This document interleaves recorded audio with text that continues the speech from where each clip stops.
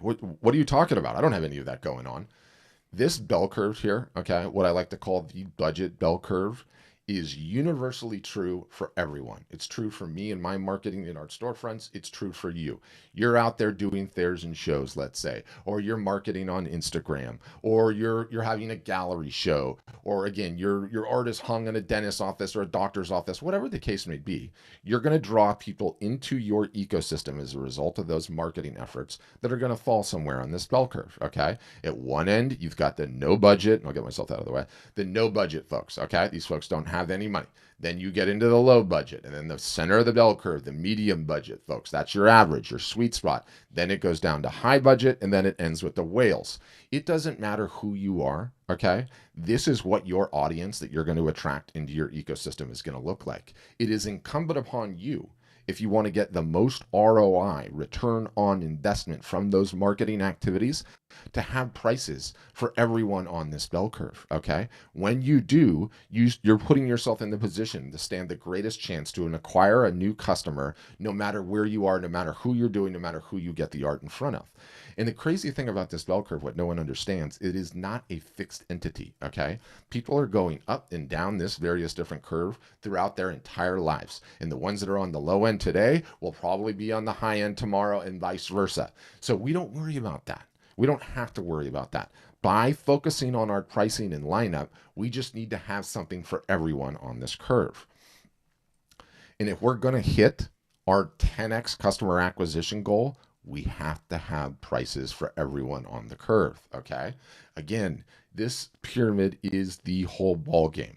New customers get acquired, you market to them consistently, some small portion become collectors, and those collectors, once you start stacking those guys up, that is how you have an incredibly successful and growing art of photography business. It's just that simple. It's always been this simple. It is just a volume game, the number of new customers acquired, okay? So the non-wall art part. This is so important. This is so critical. So many people gloss over this. So many artists and photographers fail to understand this. Not everybody is ready to buy wall art right now. Not everybody, when you catch them with an Instagram post or they come to your website as a result of an email or they see you at a show and there, not everybody is ready to buy wall art right now. So when you only have wall art in your lineup, there are a whole bunch of people that like you, like what you're doing creatively, like the vibe that you're putting out there, and yet you don't have anything for them to purchase because you don't have non-wall art as your lineup. They're gone. They're watching the aforementioned Cats Playing Tetherball video, and the masks say they're never coming back, okay? You have to have items in your lineup that represent impulse type of buys, that represent I don't have to consult with my significant other and go and measure my wall and do all of these various different things. And so many get this wrong, and it is so critically important. And so, I also have an extremely deep dive blog post. You see it behind me on how to price your art, and it goes into all the various different ways that you can set your lineup and how to think about how to get 0 to 100 and 100 to 1,000 and 1,000 over. I'm going to send this to you after the fact. Totally recommend you read it. It's an incredible piece of content. So, putting this together, the new customer acquisition sweet spot is having your pricing and lineup set, having consistent marketing, and having non-wall art is a part of your lineup. When you have that, okay, you've hit the sweet spot. You're cooking with gas. If you look at this image behind me, there's tote bags, there's postcards, there's small paper prints, there's originals and limited editions on the wall. Kelly has hit in this case, all of those variables in one little wall in her gallery, and it is so, so important. But don't worry, I'm going to get into the lineup and explain it. And so, it's just critical to understand if we're going to 10x your new customers acquired, we've got to get your lineup in shape. So let's talk about the 5 main media types that I believe all artists and photographers need to have. They need to be experts on. They need to be able to articulate, and most importantly, they need to have in their lineup. There are 5 main media types, okay? Fine art paper. Some like the textured fine art paper, some like gloss if they're photographers. It doesn't matter, you just need to have one. You need to have canvas, you need to have metal, you need to have acrylic, and believe it or not, wood. Wood is an extremely popular media type, and there's some folks that absolutely love it. And so let's get into these, okay? Why do you need to have all these media types? All right. Why do they need to be on hand at all times? And I'm going to get into that in terms of samples in a second. I always use this analogy. Okay. And it goes like this. Like, if I was going to hire you to sell kitchen knives for me door to door, when you knocked on those doors, what would you have in your hand? You'd have the knives, wouldn't you? Of course you would have the knives. You would have to be a pretty damn good salesperson or saleswoman to be able to knock on a door with a catalog and say, hey, you want to buy my knives? Here, look at my catalog. No, you have to have the actual media types in your hot little hand. And let me tell you, your customers don't know. Your customers are reliant upon you, the artist or the photographer, to be a subject matter expert, okay? You need to be able to explain the subtle differences between canvas and why it's awesome, and acrylic and metal and wood. We don't know. Normal consumers do not know. You are meant to, this is what you're selling. You are meant to be the subject matter expert in this. And also, never assume you are smarter than your customer, okay? They might really like a certain media type, and you may not even offer it because you don't like it personally. You need to be able to show and tell, and you need to be able to sell. You need to be able to take these 5 media types with you, okay? You're going somewhere in your car, you should have the 5 of them as samples to be able to show off. Going to hang some work in a customer's house, they're getting an original. Why wouldn't you take the samples with you, the 5 media types with you in a little stack, and be able to show them off? Oh, you're interested in some art for a bathroom? Well, have you seen what acrylic looks like? Acrylic is amazing. It's a beautiful media type. Very, very important.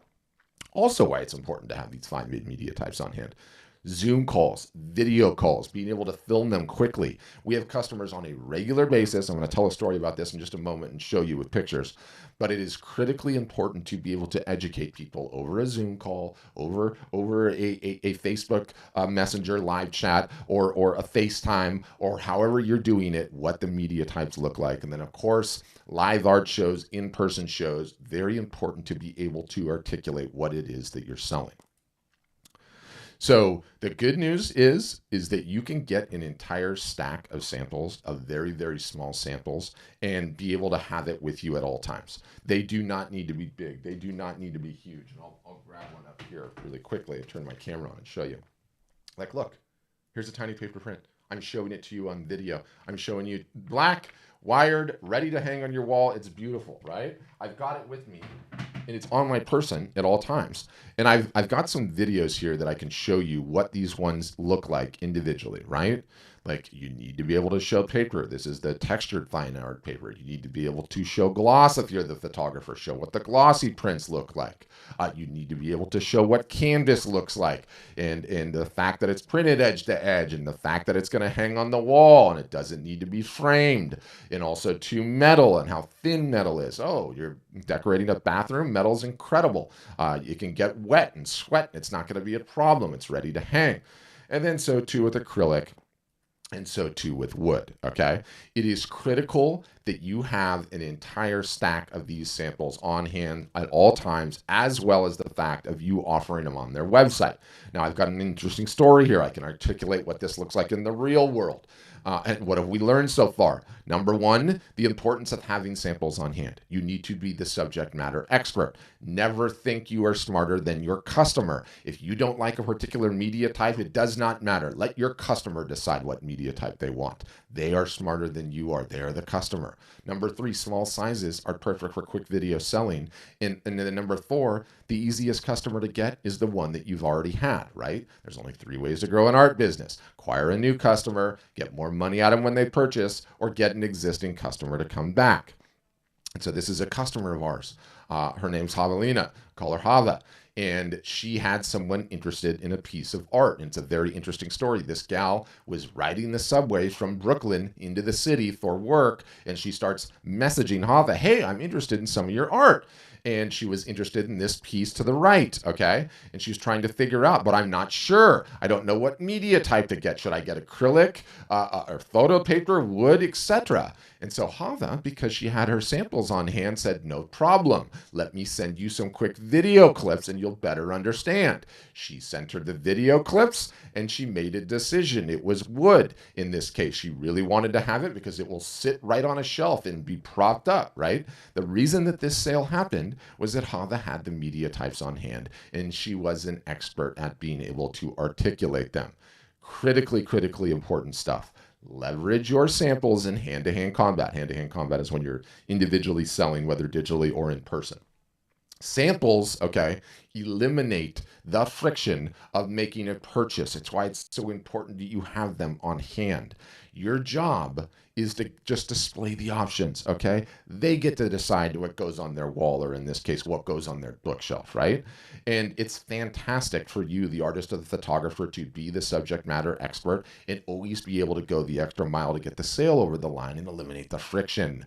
You know, Zoom calls, video chats, FaceTime messages, text messages, all of it, okay? It all works. Next, I want to get into merch types, right? Non-wall art is a part of our lineup. Critically important. And again, I get back to this 10x customer acquisition, how art and photography business are actually grown. If you're going to be acquiring 2 customers a day, okay, that is heartbreaking. That's like, you have got to be kidding me. But guess what?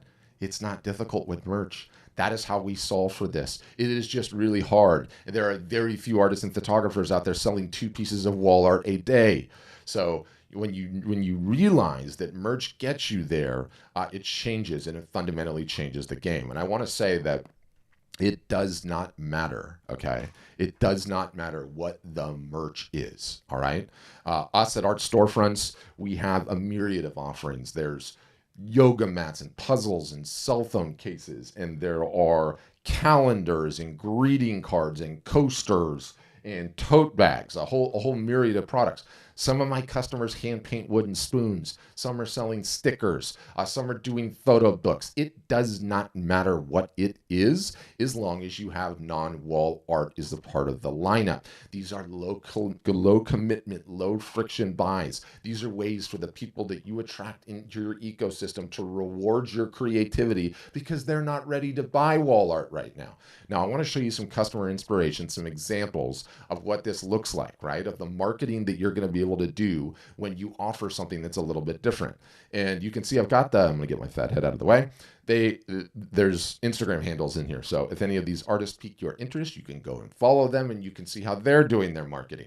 In this case, this is a gal named Candace Seslow, and she does a great job with the tote bags, merchandising these products. She's got her dog in it. It's on brand. She's got this beautiful shot right next to the ocean. Staying on the dog theme for a second, this is Allison Cantrell. She specializes in custom pet portraits, and you can see she's got the pet portrait. She's got a beautiful one on a throw pillow. She's got one on a wood print up on the wall, or an acrylic print up on the wall, rather. Might be metal, actually. And then she's also got coffee mug, okay, with her little dog on it. No matter what, she has got something for everyone on that budget bell curve. And when you offer all these various different merch types, you now have the ability to sell no matter what. Someone can come in, reward you for their creativity, and you will make sales all up and down that budget bell curve. Alan here I love, because his photographs are extremely colorful, and he does a great job merchandising, putting them all together. He's got the tote bag on a bench, and he's got a throw pillow on a shelf in an office, and matching coffee cups. You know, he can layer all of these merch products up like this and sell them as a set, and somebody's got a great lineup of Christmas gifts to give away. You know, these things are beautiful, and they just non-wall art, part of the lineup. You can see how Hava, the example from earlier, how she does it. She does a great job. We need you, 100% of you, to have these samples on hand.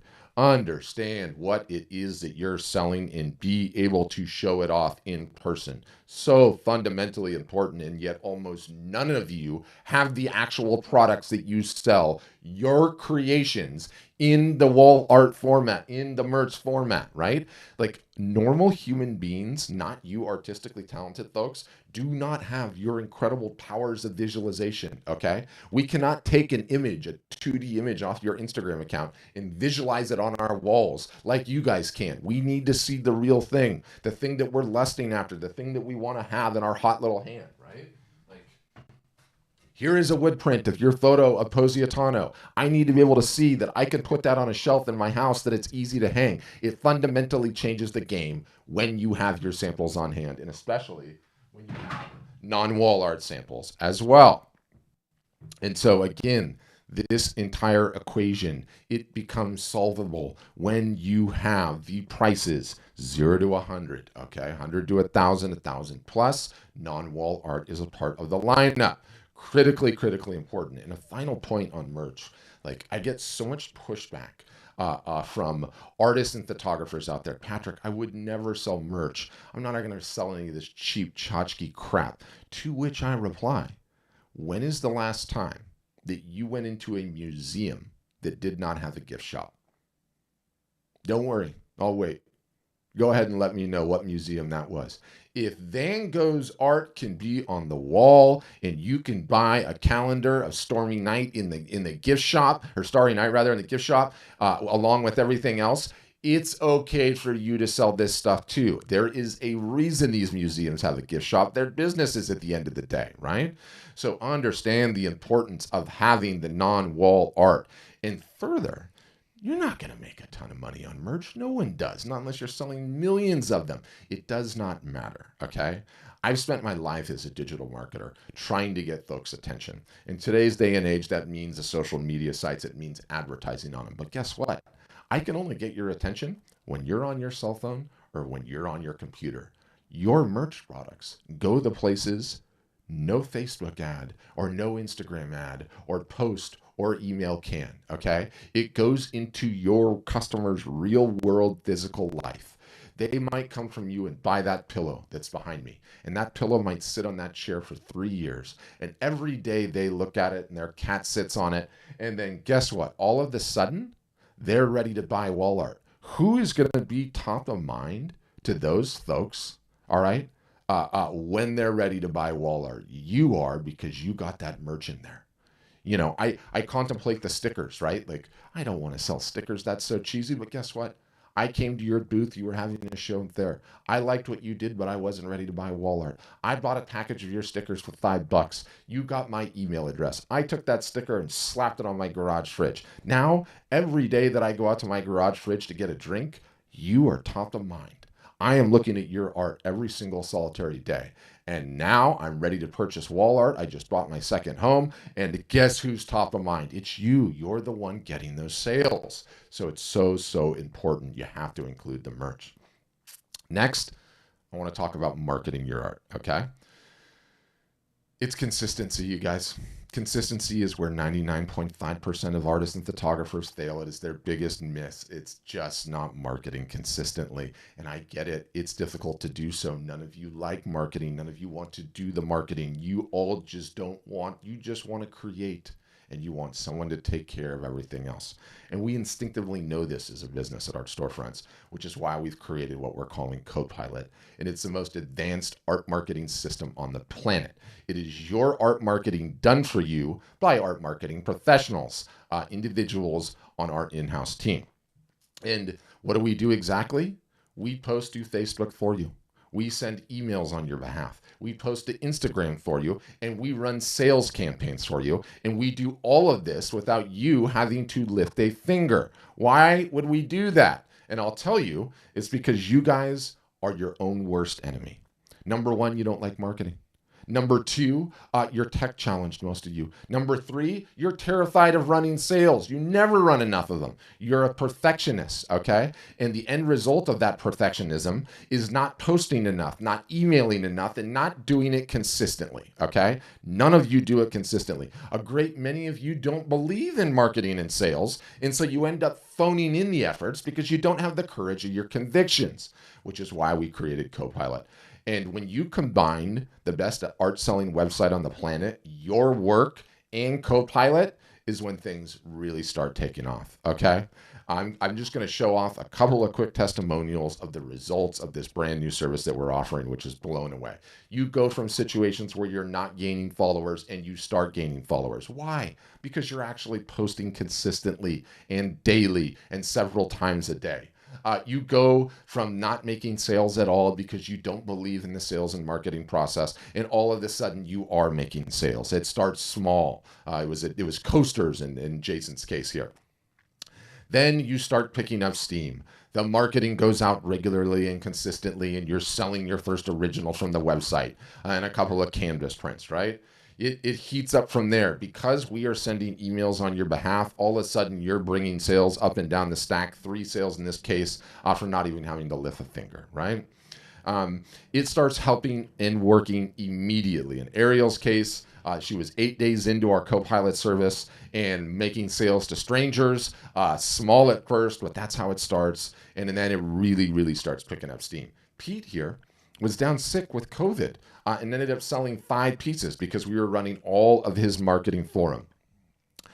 Kim sold over $5,000 in one sale and 7 originals as a result of our marketing efforts on her behalf.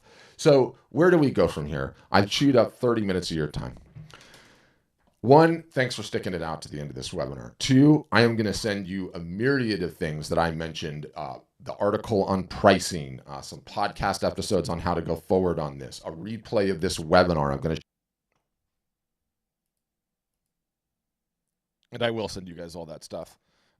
It's funny. I was watching that because I recorded that a couple of weeks ago now, and it's crazy to contemplate how much our Copilot offering has even changed since then.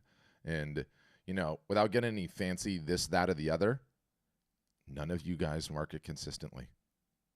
I don't even need to know any of your individual stories to know. I already know.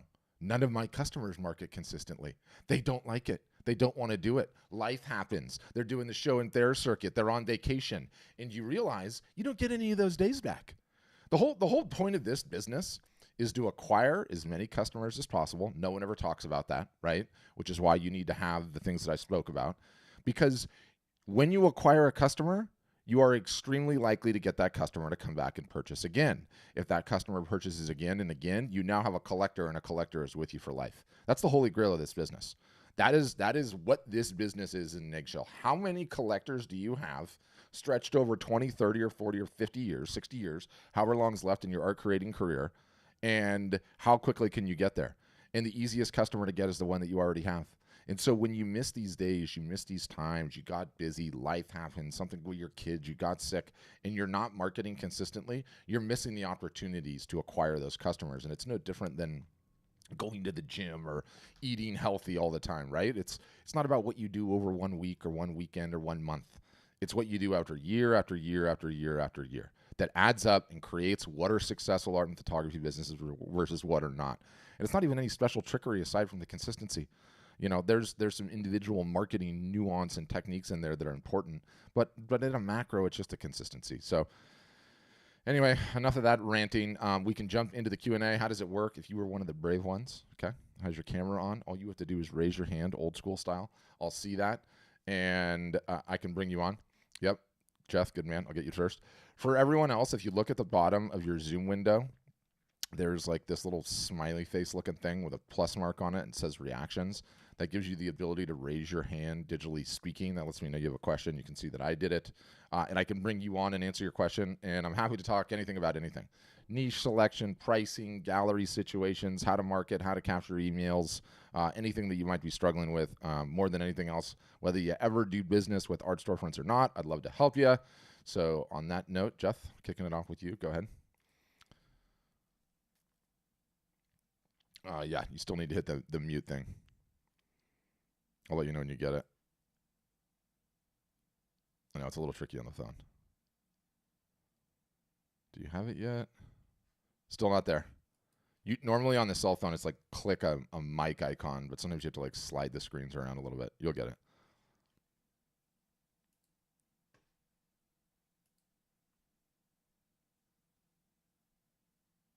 Still not unmuted. I'll let you know. Oh, you had it for a second and then it went off and went back on.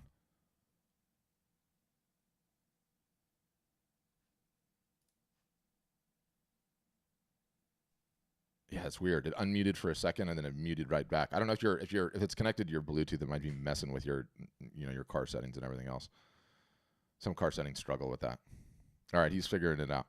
I'm gonna leave you unmuted, Jeff. Just start talking when you think you've got it, and I can move to the next question. Who wants to go first while Jeff's getting his tech stack sorted out over there? Someone? Anyone? We just need someone to break the ice. All it usually takes is one brave soul. And it's Mondays. Mondays usually are slow. Nice, Doug. I see your question in the chat or see your comment. It's awesome. Yeah, quite a bit has changed since the early days of art and photography marketing. But at the end of the day, a lot of the fundamentals still hold true.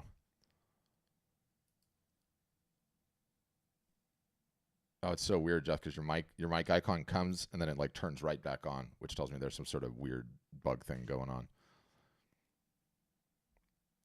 Sometimes what I do is I just leave, close the whole thing out, quit, and then come back in. The Great Reset sometimes does that. Yeah. When in doubt, right? Like it's what I tell my mother every time there's a technical issue: restart the thing. Be surprised how often that works. It's actually like remarkably consistent. But other than that, guys, as Jeff's sorting it out, anyone else have questions, comments, concerns? Something you're struggling with? A question about art storefronts? Can be anything about anything. Anything about the presentation that just went on. And you can throw your questions in the chat too, or, and don't feel like you need to turn your camera on. I hate being on camera, so I totally understand that. No, you guys are just a shy bunch today. All right, well, can handle that. We'll see if Jeff gets unmuted, and then anyone else can sort out if they if they have a question. All right, let's see if it works this time, Jeff.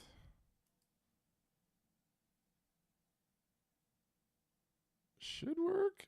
Oh, it's doing the same thing. It's weird. I can see like the mic icon, like I said, turn off, and then boom, it turns right back on. Like it's like defeating you, muting you on purpose. Well, you're unmuted, so if you figure it out, or you can throw your question in the chat. I threw some links for you guys in the chat. Other than that, I will send a follow-up email that had sort of everything in the presentation and all of that. And yeah, other than that, I'm happy to sit and wait for Jeff to get his thing sorted, unless any of the rest of you guys has a question. And it's okay if no. I totally get that.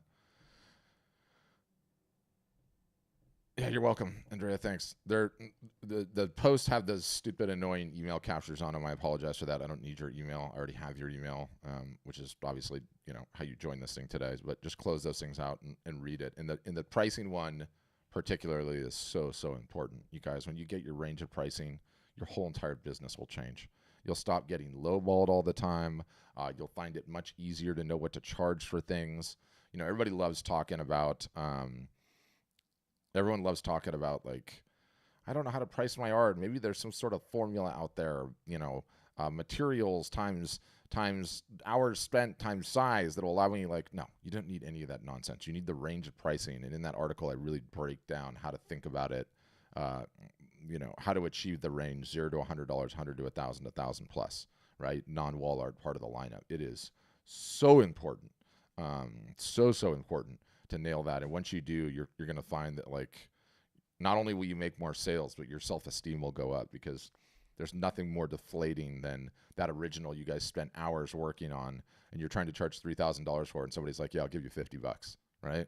Like that's the worst thing that happens. And then when you have a range of pricing, a lot of those knucklehead questions that you would normally get end up going away, because no one really wants to be like a mean person and lowball you on something. What they don't have is they don't have the basis for comparison, so they don't really know where they're at, and they don't have any way of understanding value of what your work is. And so when you have that range of pricing, it totally changes the entire game. Jeff, you might just want to throw it in chat, because now the thing doesn't even look like it's registering your mic. Oh, there it goes. Now it's connecting. We'll see if it works. All right, I'm unmuting you again. In the meantime, if any of you guys come up with a question, I'm certainly here and up for it.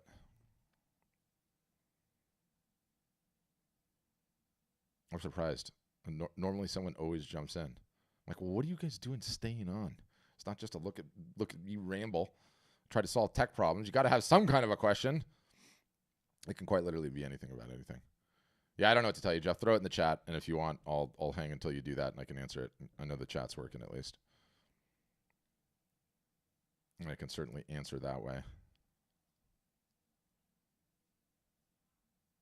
Have you guys sold your art before? Have you not sold art before? Are you just getting started? Questions other than pricing? Are you boosting posts on Facebook and Instagram? Stop doing that if you are. Not going to work.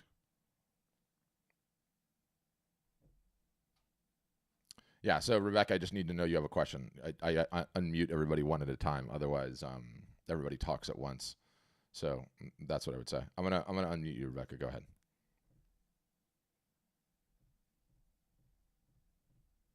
And yes, Jeff, people sell everything: originals, limited editions, the prints, the merch, all of it. The point in having all of it, is when you give yourself the range of pricing, you have the biggest, widest ability to acquire the most number of customers.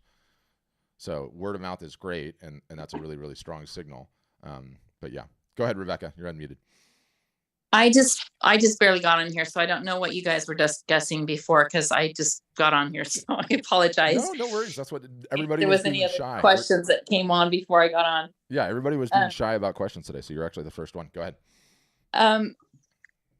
I love art. I love doing it, and I'm new. I've done a lot of art. I just don't know how to get it out there, I guess is my thing. And so I inquired about what was available. So I'm newbie to this, but so let me ask you this: Have you ever attempted to sell it? Yes and no. I guess I'm really shy about that. I know it will sell. Everyone who's seen it loves it, but it's like, I just don't know how to go about it, I guess is my thing. Okay. I guess I did try one place, and when I sent it in, they said it wasn't the type of art that they wanted in their store. Yep. So it was basically a place that was doing certain types of fine art, and it didn't fit their genre. Okay. So that is something that I have done. And I would love to be able to sell it.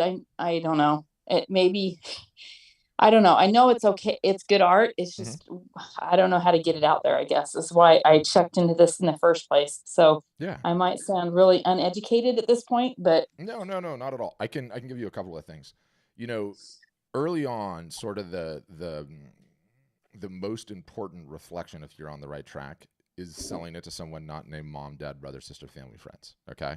That's just an important thing to know. Number two, what happens early on in your situation is you start hearing some lines like this: "Oh my gosh, this is beautiful. You should try to sell it. This work is incredible. If you tried selling it, oh my gosh, you've got to get this into a gallery. This work's incredible." Something along those lines. What I want to train you to do in those scenarios is say, actually, this piece here is for sale. It's $475. I take cash, credit card, PayPal, and Venmo. Are you interested? And then shut up. And that's just like a very important exercise to just have, because it allows you to kind of cut through the BS and find out, are they just being nice and flattering me, or is my work really good enough to sell, right? That's an important factor. Next, one of the quickest ways to find out if your art will sell, and it is admittedly a little bit of a terrifying thing to do, is sign up for a local fair or show.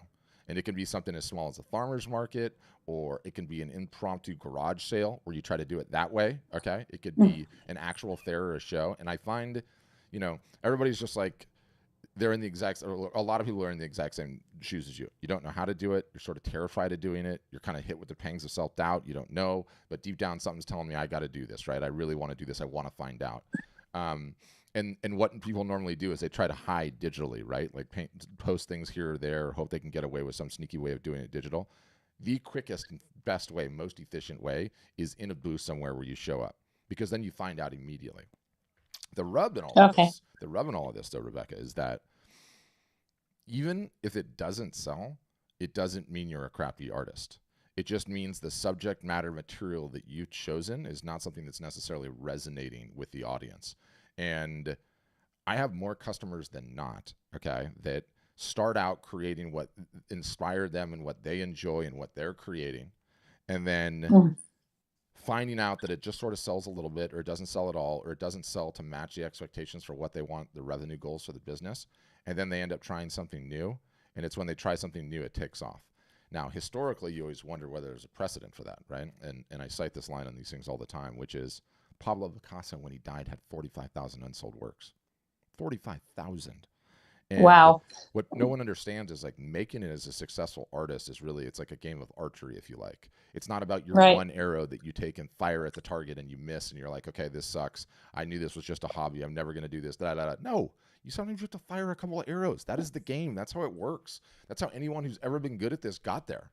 So you just have to start taking the steps and doing it, right? And I would say if you're really uncertain and you're like, I'm just getting started in this, number one, 100%, the best way to do it is do that in-person theater show. But if you're like, I'm ready to burn the boats and I'm ready to go, then you can totally sign up and we'll help you get there. But either way, you have to figure that out, right? You have to figure out like, am I willing to go and do that? And if I don't want to go do the in-person Theron show and I sign up with these guys, am I willing to put in the time, energy, and effort? Am I not too concerned that whatever I'm trying to create now might be a failure, but I know if I just stay at it? Two very, very important factors in all of it. Am I still unmuted? Yeah, 100%. Okay, so going back to this idea of just going for it, which I kind of feel like I want to go for it, but I don't know. Is there a limited amount? I mean, how many would you have to have? One piece. One piece? Yeah, okay. And the reason is, all just get started when. Okay? And the variety, I'll just get started when I know what my niche is. I'll just get started when I have my logo. I'll just get started when I have 20 pieces. I'll just get started when I finish my artist statement. And the minutes turn into hours, turn into days, turn into weeks, turn into months, zero forward progress in the business, right? There's the guy that started LinkedIn, this guy, Reid Othman, he has this line, like, if you're not embarrassed by your first version, you've launched too late. And I think that quote is so true. Like, I am convinced. Go ahead. I have several pieces, but I guess it's another thing of being self-attached and wanting to be able to reproduce them, because I feel like I don't want to just sell the original. They're your Does babies. That make sense? They're your babies. Yeah. Well, not only that, but I've had many people say, you got to get this printed. You need to, you need to get this out. And so I got lots of different genres, so I'm not sure which direction to go. Yeah, don't worry about that in the slightest. And this is funny. I mean, I have some I don't care if I let go, but there's some that I definitely want to do a print of. So I don't know where to go to get that done. I played with the Vistaprint and they did a terrible job with it. Yeah. How did you get the work photographed? Or did you send it to I had a friend that's a professional photographer, and she photographed it and did a great job. But for some reason, the place that I sent it to, it wasn't as vivid as what it should have been. Yeah. Yep. So that was the issue. So I need to know. I would love to put it out there and sell it if I had a vivid enough copy of it. Does that make sense? My guess is that it was all Vistaprint, and if your guy was a professional photographer and he knew what he was doing, you probably have more than enough quality to be able to reproduce it faithfully. Okay. And Vistaprint just kind of phoned in the effort. Right. So is there? Do you ever give clues of where to get that done? Oh yeah, 100%. I mean, we can help you do it. We can help you do it too. So we partner with two huge printers. One's called Bay Photo on the West Coast, which is pretty much the most famous in terms of like brand ID. They've done a great job with their marketing, which doesn't mean they're the only one in town, but they're great. And then this other one called Graphic Dimensions. But if you want to email me and say, hey, where can I get my stuff printed? I'll reply to you and tell you exactly how to do it. Okay.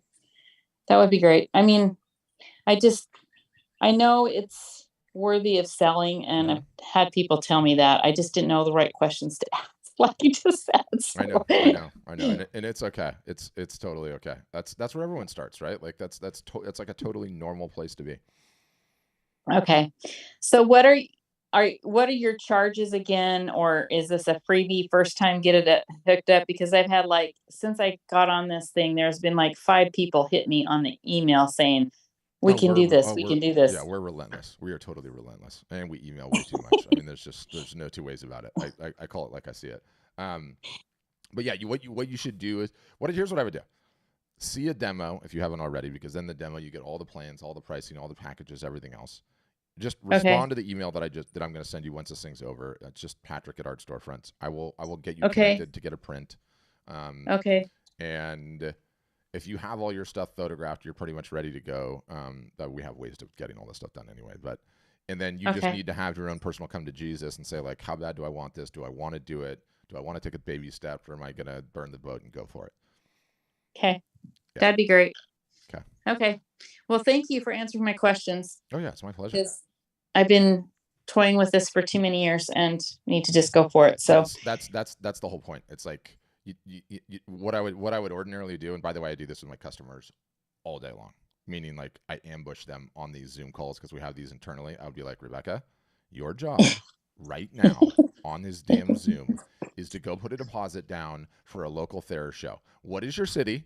I will look it up. I will find the damn city. I will say, here's the form. Send me the receipt, right? Today. In the yeah. point, the point goes back to the same question, like, how many pieces do I need, right? Like, Right. if you don't start taking the forward steps, and it doesn't have to be with us, don't take it cynically. If you don't start taking the forward steps, you're never going to get there. You got to go. Mm-hmm. You got to go. Stop talking about it. Stop wondering. Stop thinking. Let's go. Giddy up. Get in the Yeah. game. Right? Right. Yeah. Okay. So I have another question. How many hours do you anticipate a person like me would need to be involved, other than just the painting part, Yeah. but Total involved with? crystal ball question. Total crystal ball question, right? You know, it's different for every single solitary person. It's you know, where do you want the business to be? But independent of that, everyone asks that question saying like, what type of lifetime commitment am I going what type of life commitment am I gonna have to make this successful, right? And Right. it's less about a number of hours, and it's more about mentally writing the check for that number of hours 52 weeks a year, which no one ever does.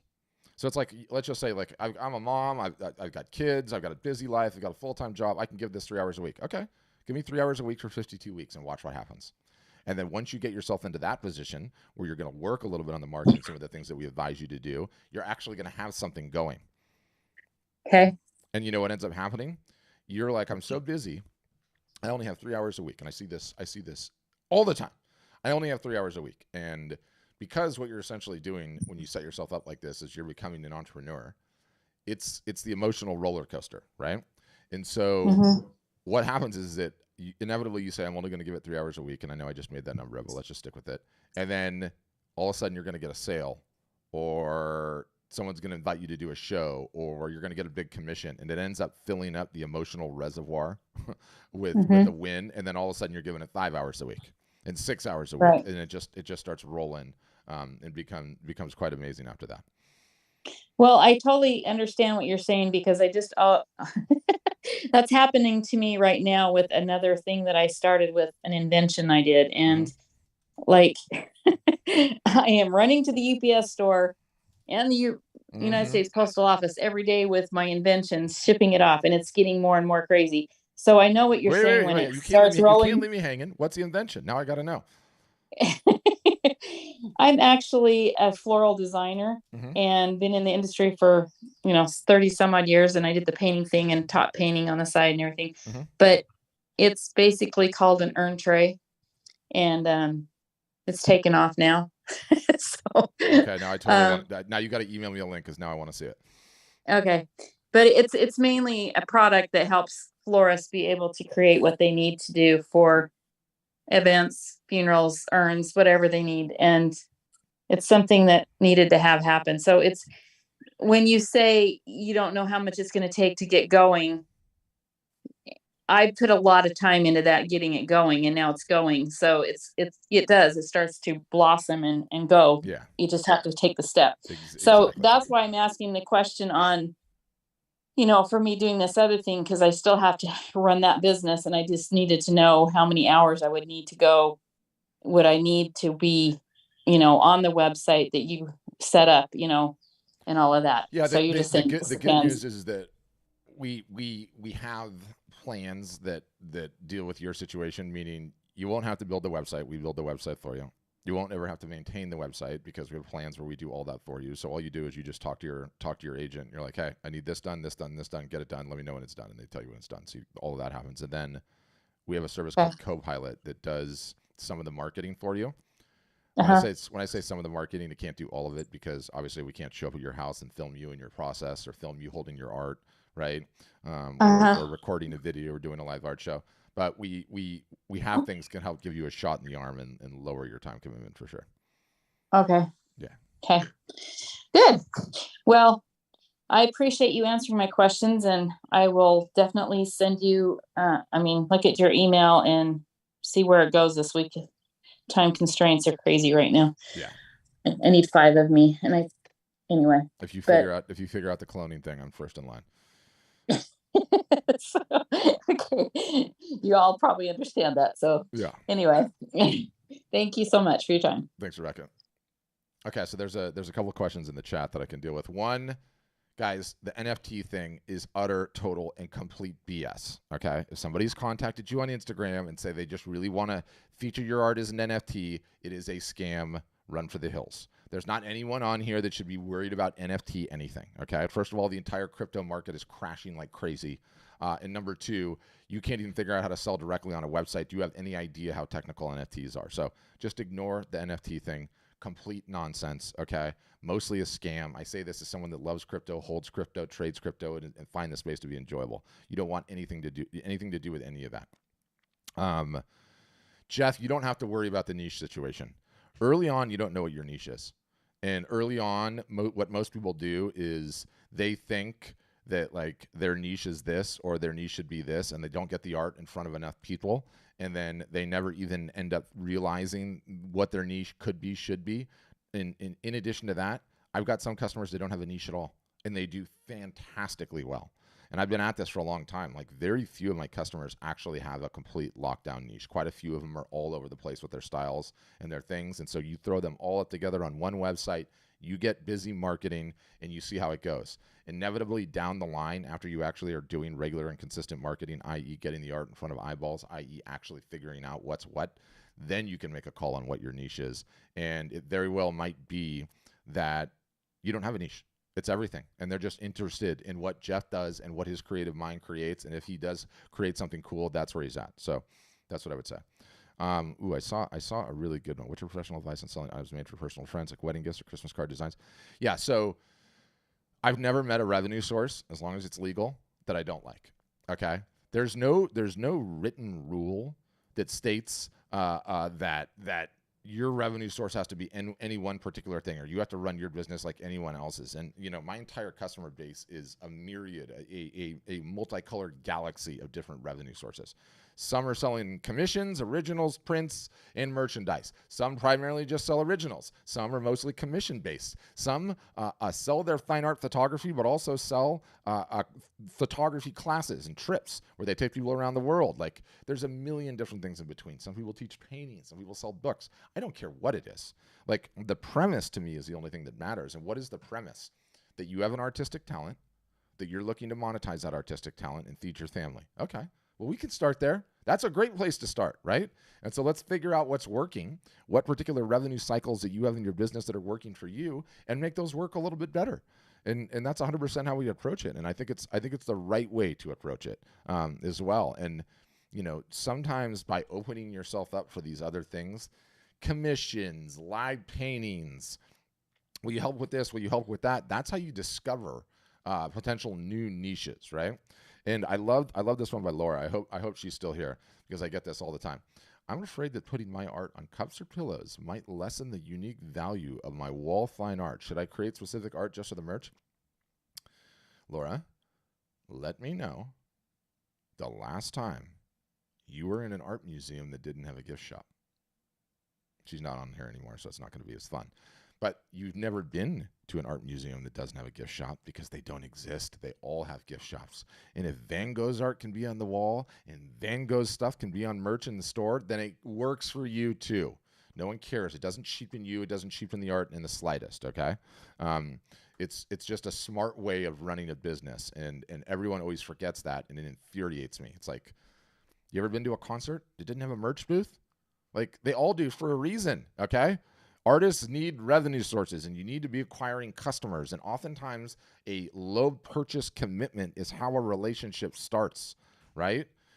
A low purchase commitment is how a relationship starts, and then it's relationships that turn into repeat business that eventually becomes a collector, and that is the ball game. That is how it all works. So that's what I would say. But who else, guys? Questions? I think I got all the ones in the chat. Yeah, Krista, if you sold 8 commission pieces, that's awesome. You're definitely on the track.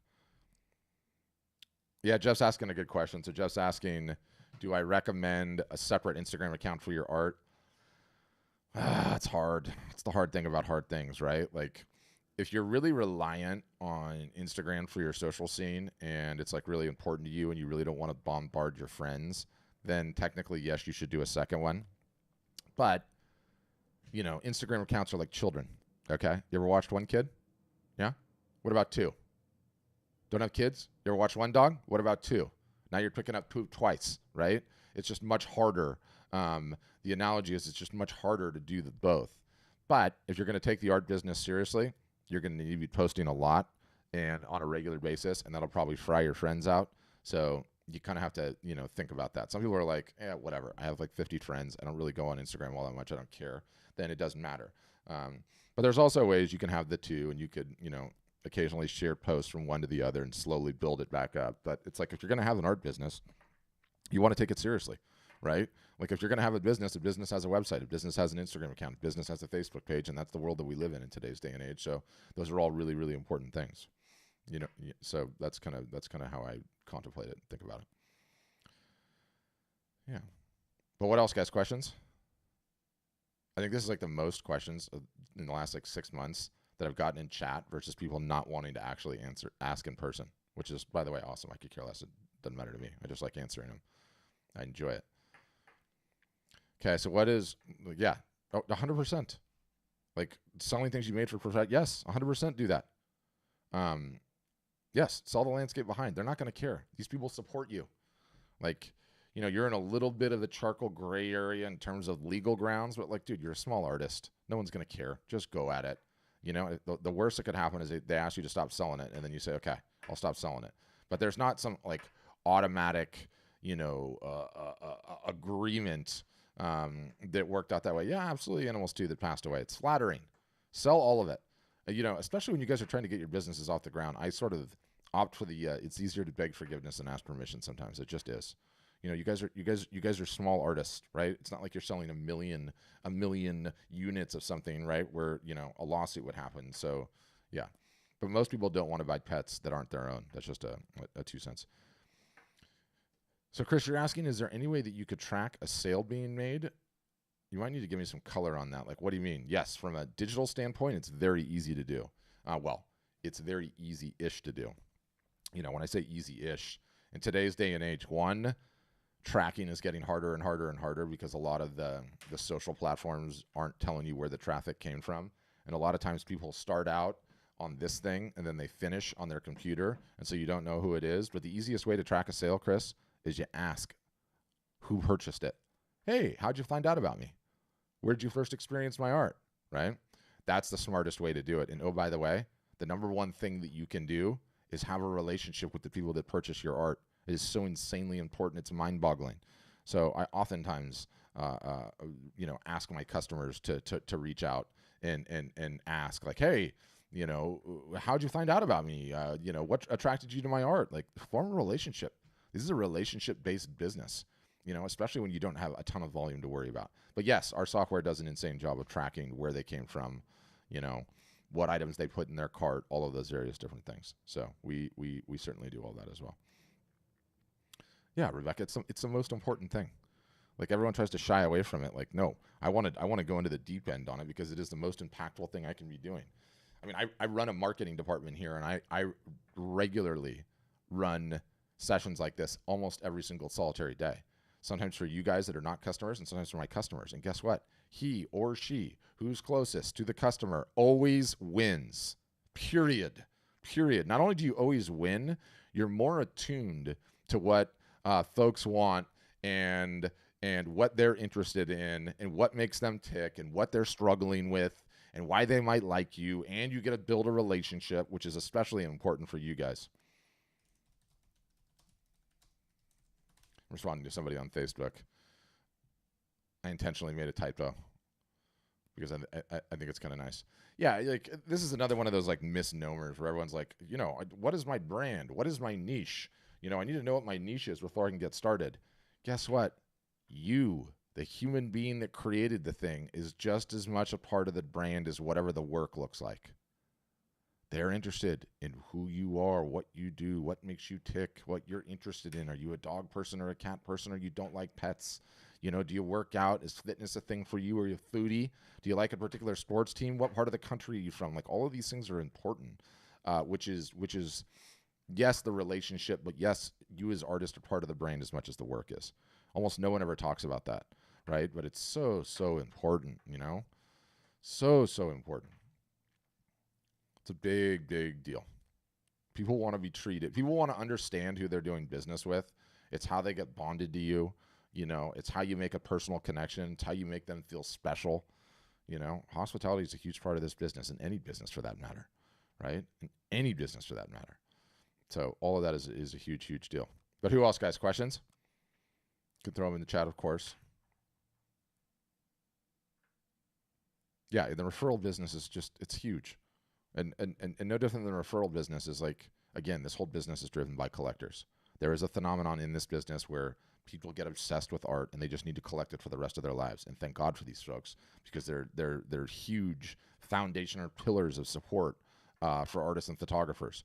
But you'll never find them if you're not acquiring customers, which is why having the range of pricing is so doggone important. All right. There's no more questions, guys. I'm going to wrap it up. Let me know if you have any finals. You can throw them in the chat, or you can do the aforementioned hand raise. One last. Good man, Jeff. Go ahead. Yeah, so Rebecca, I'm going to grab a link from the chat while Jeff's typing out his question, and I'm going to throw it to you. I want you to read this article. It's insanely important. And again, the thing, I'm sorry, the thing has an email pop on it. Just close that out and forget about it. But click on that link, Rebecca, I just put in the chat. Very important. Fundamentally, at a high level, I'll just tell you, you need to have prices that are 0 to 100. You need to have prices from 100 to 1,000, and you need to have prices over 1,000. And you achieve, and you need to have non-wall art as a part of the lineup, which means merch in one fashion or another. And there's important reasons for all of it. But not everybody's ready to buy wall art all the time. Your potential customer base falls into the socioeconomic bell curve, meaning some are low and middle income people, some people are middle class, some people are upper middle class, some people are high net worth individuals. You need to have something for everyone, right? When you do, you're going to acquire more customers than you would ordinarily, and the easiest customer to get is the one that you already had. And there's a bunch of secondary, tertiary benefits to having that range of pricing as well. But I go into depth on that in that article, and it's a really good read. Yeah, Jeff, don't worry about charging too much for family or friends. Like, that's why you need to have the range too. Like, when you have the range, and let's just say, like, okay, the non-wall art merch stuff, $50, $100 less, easy, done, right? Then you have your small pieces, your small prints that are sometimes under $100. Then you get over $100 and you have your various different media types. You have your fine art paper, your gloss paper, whatever you choose. You have canvas, you have acrylic, you have metal. That can get you really close to 1,000, sometimes over 1,000. And then you get into your limited editions. And let's say your limited editions take you 1,000 to 1,500. And then you have your originals for 1,500 to 2,000, right? Like, human beings, the way that we operate is on the basis of comparison. So when you have these holes in your lineup, and let's just say, like, oh, my originals are $3,000, and someone's like, hey, would you paint this thing for me? And they don't want to give you $3,000, right? They're like, they're hoping you're saying you're going to save $500. It's because they don't have anything to compare it to. You haven't given them anything to compare it to. If you've got a lineup, though, and they see the value chain all the way from the beginning all the way to the end, it's like, here's the merch in small prints.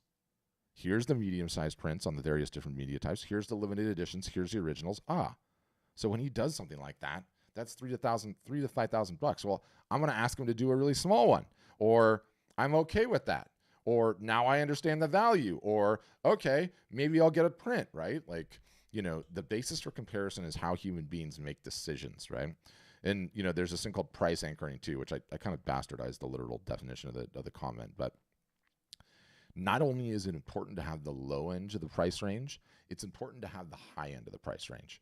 And the analogy that I always give for this one is, when we go into a car dealership and inevitably in the center of the dealership, depending on how it's laid out, is the big glass box or the office. And inside the office, along with the annoying salespeople, you have some supercar, right? Like the word at Toyota dealership, it's some souped up Land Cruiser. It's some incredible Toyota Supra G5000X, bleh, whatever, right? And because it's in the box, that car is really, really high end. And so you're like, okay, how much is that thing? And they tell you, oh, it's $125,000. So we anchor onto that as human beings. And that $125,000 car sits in our mind. And then we go outside and we look at all the other ones and we find the Toyota Highlander that's like $60,000 or $45,000. And instantaneously we feel better about buying that $45,000 car because we're anchored to the $125,000 price point. And that's how that works. And it also works every once in a while. A high roller walks in and they're not interested in anything that's not inside the glass box. And then they get inside the glass box and they're like, I'll buy it. And that happens in art too, right? So that's a big deal. That's a big deal. So that's what I would say. Yeah, Jeff, just read the article on pricing. Now, Rebecca, primarily you just read that article on pricing. That's more important. And to be honest with you, like, a little tough love here for everyone. There's no art group, okay? There's no special art group that's going to critique you. There's no one that's going to look at your work. You're not going to get into a juried show that's going to tell you. All of that, pardon my French, is bullshit. The only thing that matters, the only group or critique that matters is the plastic coming out of the wallet or the cash coming out of the wallet and being handed over to you. That is the only critique that matters. All the rest of it is nonsense. It's all theory until those things start happening. And so that is the way to approach it. And anyone else that talks to you about all these things, like my normal way to answer this, Rebecca, the versions I get, everyone tells me my work is amazing. I should sell it. I post it on Instagram and Facebook and I get all these likes and comments and shares. It's amazing. Or I was in a juried show. Or my thing won first prize at the such and such, right? To which I respond, you hear that? That is me at your front door knocking, get in the car. And then I take you to the ATM machine. And we pull up to the ATM machine, and I ask you, show me the button on the ATM machine that says everyone tells me my work is awesome. Show me the button on the ATM machine that says likes, comments, and shares. Show me the button on the ATM machine that says I was in a juried show. Show me the button on the ATM machine that said I won first prize at the such and such. There is no button on the ATM machine, nor will there ever be a button on the ATM machine because all of those metrics are bullshit. The only one that matters, they're not complete BS, right? They're good signs. But the only thing that really matters is the work sell. If the work doesn't sell, you've got a problem, okay? There's a quote that I love, and again, it's like some Hungarian artist / photographer was interviewing Picasso, I think in the 60s, and the book, I have the book in the pricing article. And anyway, so you guys will see that quote, but this guy's asking Picasso for advice on pricing. Picasso's like, price the work to sell. Early on, my work did not command a high price, but it all sold. My drawings sold. Your work must go out into the world, okay? If you want to be an artist or photographer that's making it, your work must go out into the world. And if it's not selling, that's okay. Doesn't mean you're a crappy artist, crappy photographer. It just means you're on the wrong track in terms of subject material and you need to make a pivot, okay? No big deal that at all because people do this all the time, right? So it just comes down to the work must sell. There's nothing else that goes on there. Yeah, and I know, and exactly. But I'll tell you this, like, I minored in photography in college. Okay, I studied all the greats, all the classics. I had to print things in a dark room. That's how old I am. There were still dark rooms then. Even then, it was getting a little old. I understand the rule of thirds and composition and focal lengths. There are people on my platform that I think don't understand any of those things, that take snapshots and have thriving businesses. Like, art is truly in the eye of the beholder. And there are people that I think are so insanely talented that get outsold by people that I think are garbage. And we all realize that inside. It's like trying to pick horses. Like, you can't pick horses. No one can pick horses, right? There's a reason that, like, you go to that horse race, and I sound like a sports gambler. I've been to a horse race like twice. But I did notice when I was at the horse race, there's like hundreds of people up there gambling. And then when it all ends and the thing's done, there's like one guy going to collect, right? Because picking horses is insane. And it's like art is that same way as well, right? Sometimes you're just blown away by those that sell well and those that don't sell at all and everything in between. But again, as long as you're consistently creating and consistently marketing, you're gonna land on something that works. And so it's something we teach quite a bit too, actually. Because I've got a lot of customers that are like, I've been at this for years. I know the art that I'm selling now is pretty easy to do $60,000 or $70,000 a year in sales, but I want $500,000 a year in sales. Okay. If you do, that's great, but we got to try some new subject matter materials. Every successful artist in history has done this, right? They try some new things. They try some new subject matter material. They try a different niche. And it's like, that's oftentimes how you hit, right? Like that's how you get there. So yeah, that's what I got. All right. I'm running out of steam. What else, guys? Any finals? Again, can be anything about anything. Yes. Oh no, they'll definitely sue you for that. Although I don't know about that. So look at Jeff's question. So he's a character artist and he was doing some stuff for Disney Plus. My guess is they would come after you for that. Okay, but here's also what I would say. Disney is a very progressive company in the sense that